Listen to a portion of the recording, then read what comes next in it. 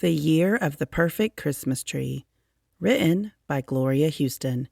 Pictures by Barbara Cooney.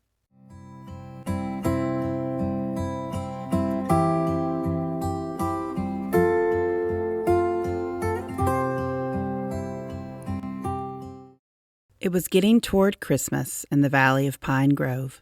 The wise folk said the old woman in the sky was picking her geese, for the Appalachian mountains lay blanketed with snow.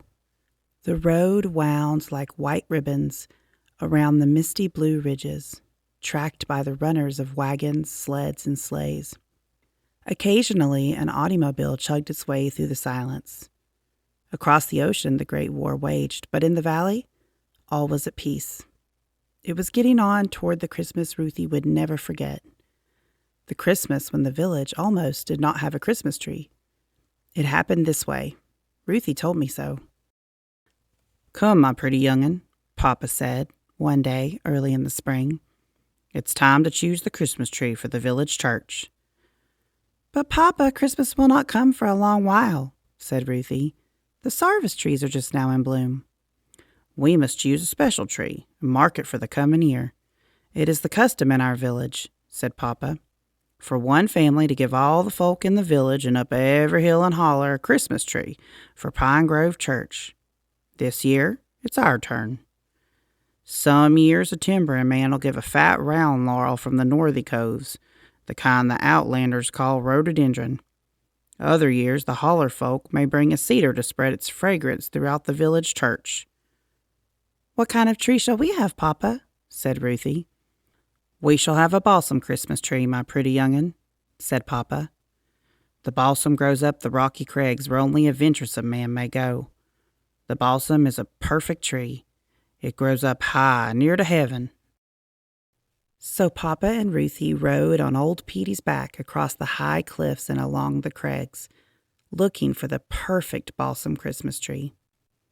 They rode and rode from early morning until the sun was high in the sky. Finally, they saw it, growing on the edge of a high cliff on Grandfather Mountain, alone and with no other trees around it.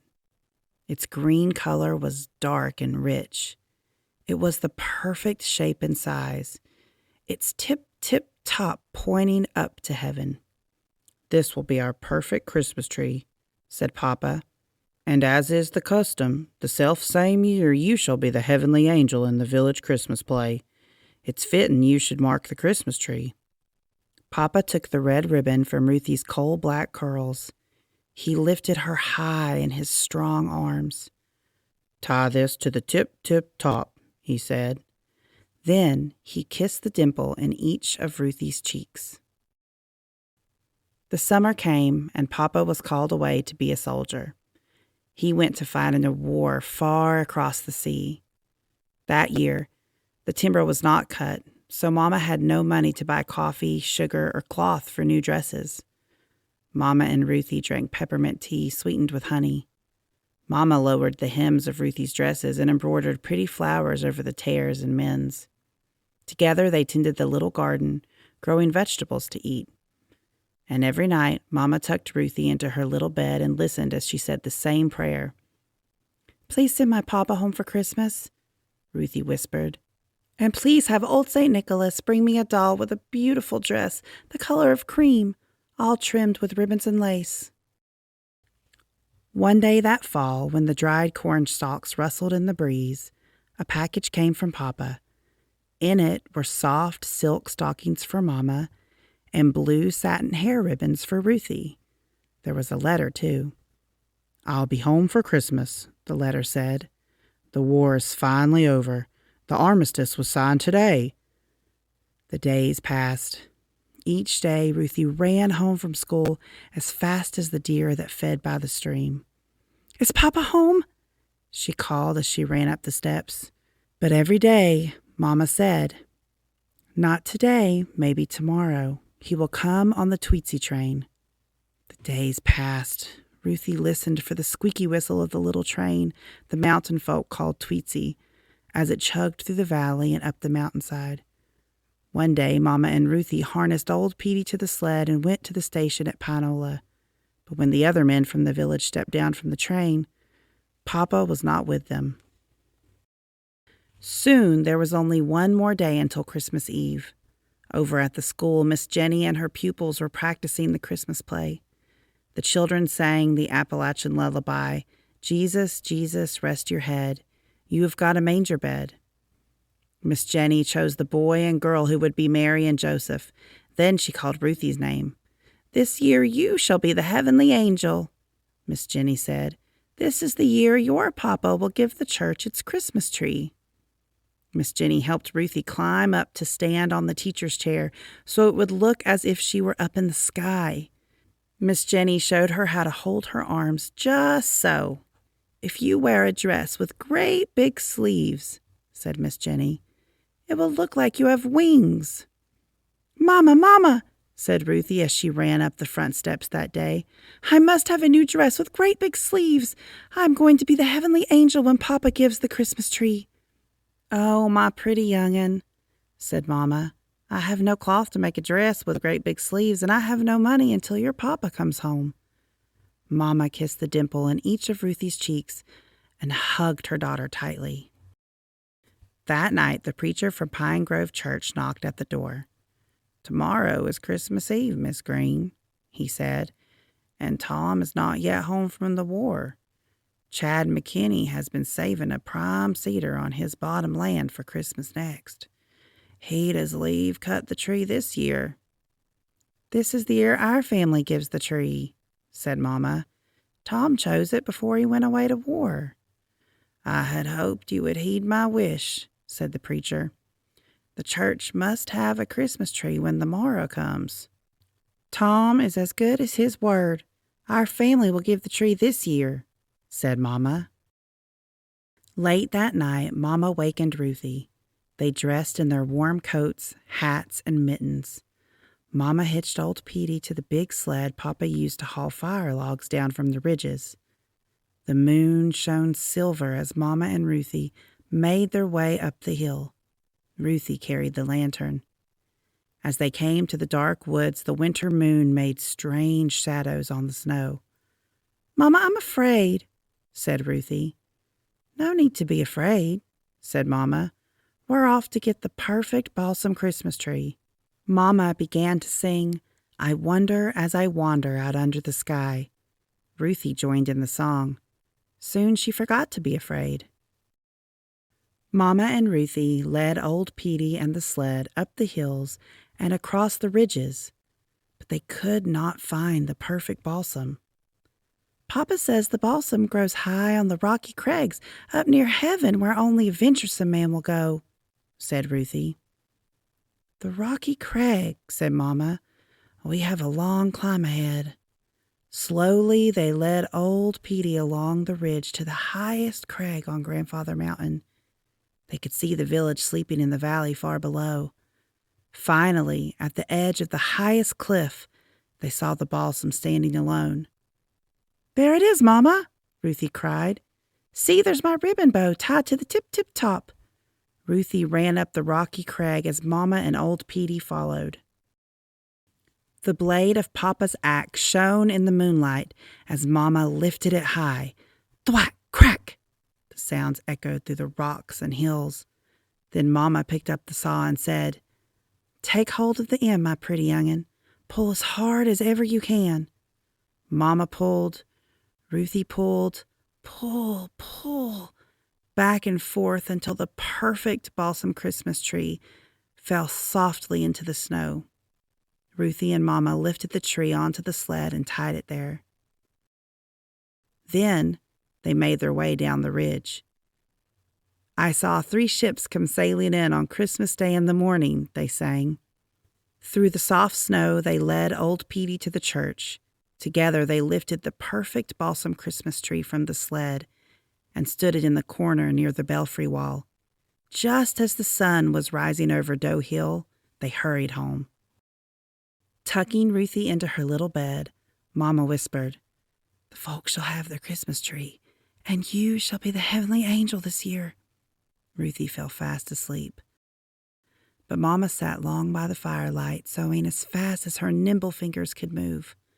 First, She cut the ribbons and lace from a wedding dress the color of cream. From it, she fashioned a smaller dress with flowing sleeves. Then she took a soft silk stocking, stuffed it with lamb's wool, and stroked it until it was smooth and round. She embroidered it with 2 blue eyes, little black curls, and made a dimple in each cheek. From the scraps of Ruthie's dress, she made a tiny dress just like it, all trimmed with ribbons and lace. She dressed the stocking doll in the tiny dress. The sun was high in the winter sky when a knock came at the door. "Good Christmas Eve, Preacher Alice," Mama said. "Do come in and spell yourself." "Did you hear the news about the Christmas tree?" the preacher said.